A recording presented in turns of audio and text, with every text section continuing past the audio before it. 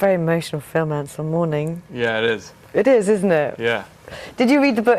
Did you read the book first before you saw the script? No. I saw the script about 2 years ago, Yeah. and I mean, it was pretty much simultaneous that the whole movie hype and the book rose together, so it was perfect timing. Like, I actually read the book a little bit over a year ago. Right.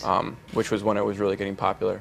And shortly, it became my favorite book, and I really, really loved it. And once I read it, I hadn't gotten the role yet, and I was like, I need to get this role.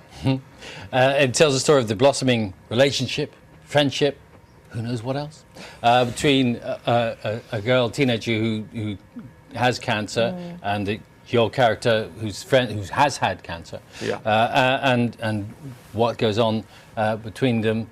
Then, and I suppose it's something which, well, I mean, it's a subject that's touched pretty much everybody, hasn't it? Yeah, I mean, I feel like everyone's dealt with cancer indirectly, directly, someone they know, or they know someone who knows someone. So that makes the story obviously very universal. But then also above that, it's a beautiful love story. And I think that's what makes our movie so special, is that you leave the theater obviously in tears, or most people do. Yeah, believe me, we're trying desperately not to. You leave in happiness, and you leave, it's hopeful.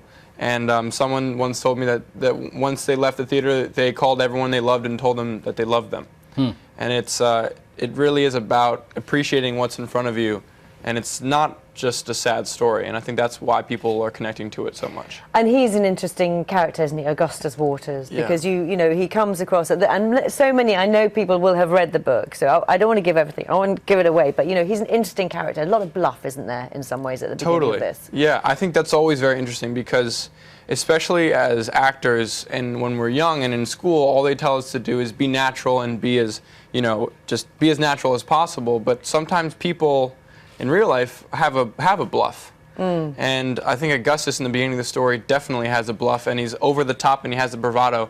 And then throughout the story that breaks down and you really see who's underneath that. When you are in conversation with young ladies that you haven't met before, are you as smooth as Gus is in the movie? I mean, I think we all want to be, you know. Okay. Let's have a look at what he gets up to. Here we go. In any second now. Coming right up. What's your name? Hazel. And what's your full name? Hazel Grace Lancaster. Why are you looking at me like that? Because you're beautiful. Oh my God. Let's go watch a movie. What? Huh? I'm free later this week. No, I mean now. You could be an axe murderer. There's always that possibility. And she comes across, Shailene Woodley, your co-star, as a very beautiful person and character. Not easy to do when you've got to wear a ventilator every second that you're on screen. Yeah, but I think that was important to us, because it's not often that a studio movie would have their leading lady having a cannula in their mouth always, or on the movie poster, let alone. And that's something that Hollywood doesn't do very often, and we were really proud to do something like that and really, you know, show the disease and not, you know, have the main characters be the people with the disease and show it, and like not take the cannula away from her, because that's how she's written in the book, or not take Augustus's leg away from him. Because he's lost his leg, hasn't he? Yeah. So in the story, he now has been in remission from cancer for 1.5 years. However, before that, he had osteosarcoma and lost his leg. So when the story takes place, it's 1.5 years later, and he has a prosthetic. All right, you're 20 now? I'm 20, yeah. Barely out of your teens. Barely. And there you are, knocking Tom Cruise off the #1 spot in the box office. It's a pretty crazy feeling. But you know, I mean, I'm not going to take credit for anything. Tom Cruise is Tom Cruise, and he's amazing. It's just our story, I think, is a really special story, and I couldn't be happier that, you know, that we did knock him off, just because. Look at your smile. Well, because it's such an important story, and it's an unlikely story to take the top place. You should enjoy it, because it's not going to happen that often. No, it's not. You can never. Once someone said, you know, you can always make art and make the best art you can, but you can never guarantee you'll have an audience for it. And something that we're all proud of, me, my co-stars Shailene and Nat, we're so proud, because this is something we're all so happy with and proud of. And this is the thing that we're getting the most audience for and getting recognized for. And that people come up to me on the street and say, oh my God, I loved Fault in Our Stars. I couldn't be happier because a lot of the times as young actors we're forced to take weird jobs or jobs, you know, because we'll take anything. Yeah. However, you know, to become famous from something great and that we're proud of is like a, you know, it's great. So what's next? I mean, you were in Divergent with Kate Winslet. You also you make music as well. Yeah. So what's the next project then?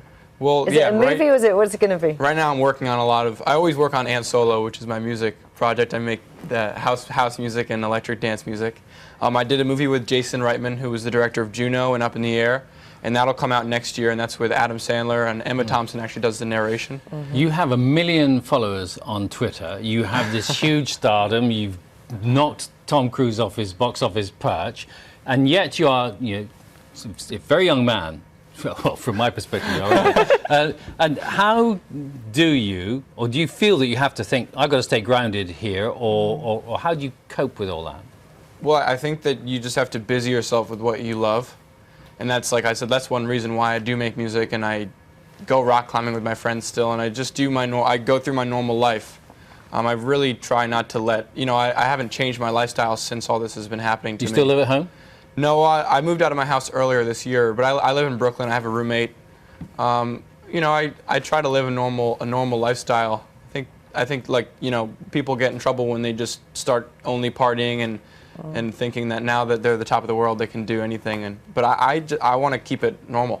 Well, good luck for the next time you knock Tom Cruise off the top spot. Have you seen him since? No. No, I've never met him. You've not met him yet? Really? I would look forward to that meeting if I were you. No, and no, you know, no offense to Tom Cruise or anything. No, not at all. He's amazing. And I'm sure he hasn't taken any. Yeah, I'm sure he's fine. I think that movie did fine overseas. I think that movie it did very well. has made more money than Armin. Ansel, don't worry about it. We'll sort it with him. It's okay. Okay, thank you. When we next see him. I appreciate it. The Fault in Our Stars is out on Thursday. Ansel, thanks very much. Yeah, thank you so much.